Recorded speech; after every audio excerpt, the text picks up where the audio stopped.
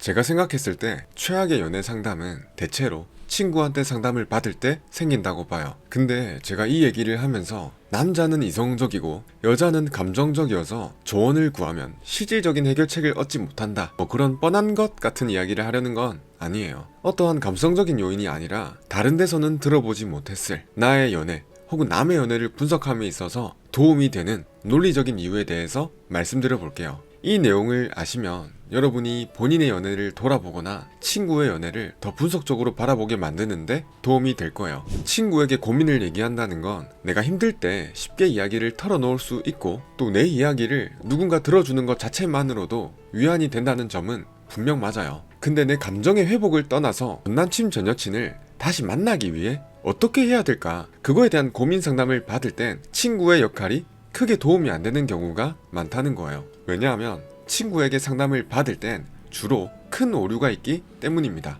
그 오류는 바로 맥락과 특수성을 파악하지 못한 채로 조언을 준다는 거예요. 이게 무슨 말이냐면, 첫 번째로 맥락이라는 게 뭔지 한번 생각해 볼게요. 예시를 들어보겠습니다. 친구가 이렇게 얘기하는 거예요. 아니, 내 남자친구 회사에서 같은 팀에 일하는 여직원이 오늘 아침에 출근하면서 팀원들한테 커피를 쌌대 라고 한다면 여러분은 어떤 생각을 할까요? 그럴 수도 있지 라고 할 분들이 많을 거예요. 그냥 직장 동료니까요. 근데 앞에 이런 맥락이 있는 걸 알면 어떨까요? 회식을 하든 회의를 하든 같이 점심을 먹든 가끔 그렇게 먹을 걸 사가지고 팀원들한테 돌리면서 은근슬쩍 내 남자친구 옆에 앉은 적이 하루 이틀이 아니야, 이 말을 들으면 이제 그 여직원의 고의성이 조금씩 신경 쓰이게 되는 거죠. 그럼 이제 아침에 커피를 사서 돌리는 게 남자친구한테만 주기 뭐하니까 팀원들한테 다 주면서 호감을 표시한 게 아닐까? 라고 생각이 들 수 있는 거죠. 이렇게 말씀을 드리면 뭐야, 이 정도는 친구한테 상담받아도 충분히 캐치할 수 있어, 이런 생각을 하실 수도 있겠지만,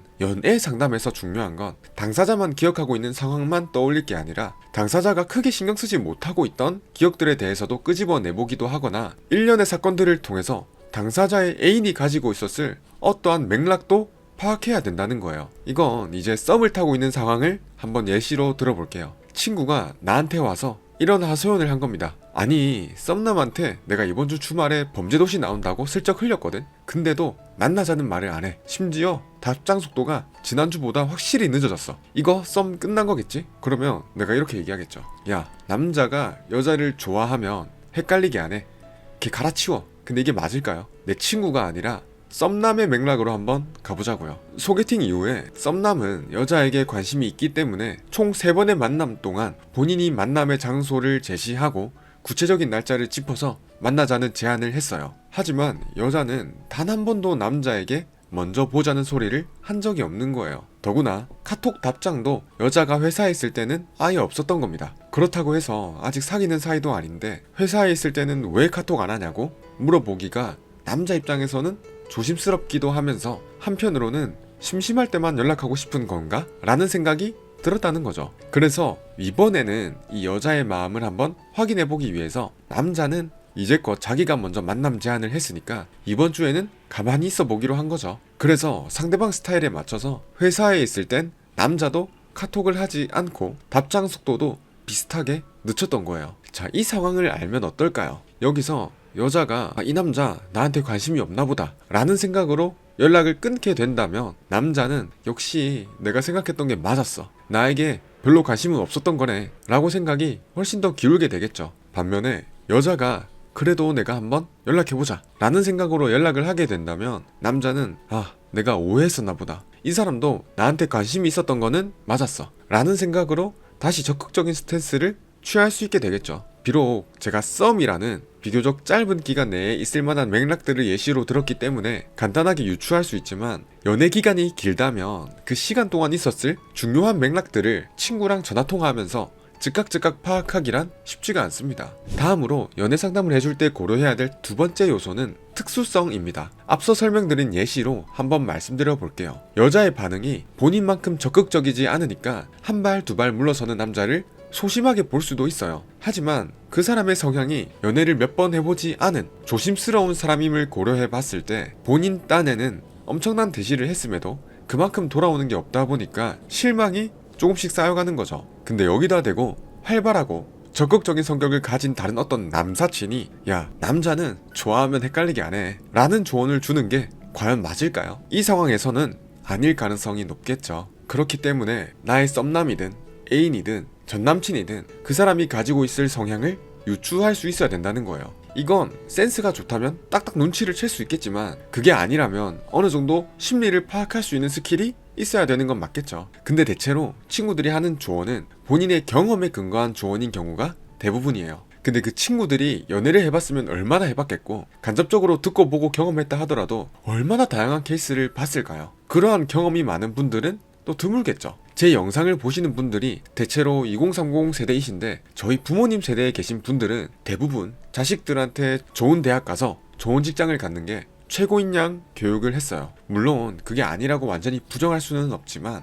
요즘에는 꼭 그렇지만은 않단 말이에요. 근데 과거 부모님 세대의 분들은 좋은 대학을 나오고 좋은 직장에 취직하는 게 지금과 비교해서 훨씬 더 안정적인 루트였고 그 외에 다른 것들은 경험해본 적이 없거나 그럴 기회가 극히 드물었어요. 그러다 보니까 자식한테도 내가 아는 선에서 가장 안정적인 길인 좋은 대학에 나와서 좋은 곳에 취업을 하라는 얘기를 해줄 수밖에 없는 거죠. 근데 만약 그 애가 미술에 뛰어난 역량이 있으면 어떨까요? 웹툰 작가를 하든 디자이너를 하든 요즘엔 충분히 먹고 살만한 돈을 벌 수 있다는 겁니다. 말하는 재치가 좋으면 어때요? 스트리머, 유튜버 이런 걸로 대박을 칠 수도 있겠죠. 조용히 사무실에 앉아서 일하는 것보다는요. 그러니까 남녀관계에 관한 조언을 할 때도 조금 더 명확한 조언을 해주기 위해서는 특수성을 고려할 수 있어야 된다는 겁니다. 근데 이런 맥락이나 특수성은 썸이나 단기 연애에서는 비교적 쉽게 파악할 수 있지만 여러분이 짧지 않은 시간 동안 연애를 했다면 그 시간 동안 있었던 일련의 사건들 혹은 내가 지금 당장 떠올리지 못한 그런 사건들도 쭉 나열해보기도 해야 되고 그 기간 동안 있었던 상대방의 언행이나 내가 한 말에 대한 상대방의 반응들을 보고 모종의 유추도 해봐야 된다는 거죠. 이때 어떠한 기술적인 문제, 상대방의 심리를 분석해보는 역량을 떠나서 기본적으로 많은 시간과 집중력이 필요해요. 근데 우리가 친구한테 연애 조언을 구할 때 레포트 쓰듯이 종이에 글을 막 써가지고 전달하는 경우는 없잖아요. 전화통화나 커피 한 잔, 술 한 잔 하면서 얘기하는 게 전부일 텐데 지난 시간 있었던 일들을 말하자면 1시간도 부족할 뿐더러 듣는 사람 입장에서는 그 내용들을 온전히 기억하기란 몹시 쉽지가 않습니다. 애초에 긴 시간 친구의 연애 고민을 집중해서 들어주는 게 쉬운 일도 아니고요. 또한 나의 이야기들을 쭉 들으면서 친구가 실시간으로 어떤 포인트를 캐치해가지고 거기에 맞는 솔루션을 딱딱 말해주는 건 더 어려운 일이기도 하고요. 근데 제 친구는 저의 모든 연애사를 다 알고 있어요. 어떤 일이 있을 때마다 제가 다 이야기했기 때문에 제가 지금 뭘 얘기해도 포인트를 딱딱 캐치할 수 있습니다. 라고 말씀하실 수도 있겠습니다만 장담컨대 여러분의 연애기간이 짧지 않다면 그 친구분은